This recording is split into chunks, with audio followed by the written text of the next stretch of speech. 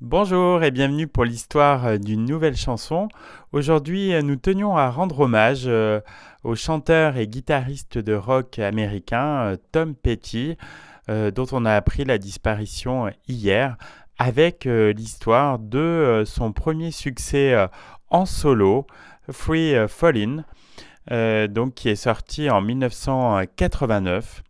Et après 7 albums avec les Heartbreakers, Tom Petty semblait avoir besoin d'un changement quand il a sorti Let Me Up, I Have Had Enough en 1987.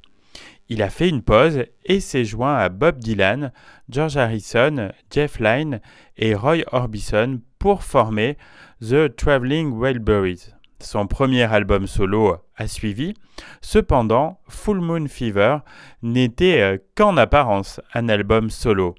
Le guitariste des Heartbreakers, Mike Campbell, et Lynne l'ont coproduit et Harrison, Orbison, Howie Epstein et Ben Montench des Heartbreakers y ont participé.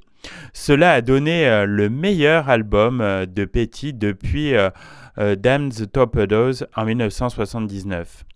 Free Fallin' est un sublime exemple de musique pop.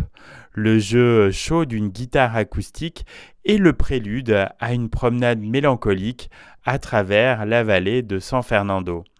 La voix stupéfiante de Petty donne vie à l'un de ses personnages les plus mémorables, une gentille fille qui aime sa maman, Jésus et l'Amérique, et qui est folle d'Elvis.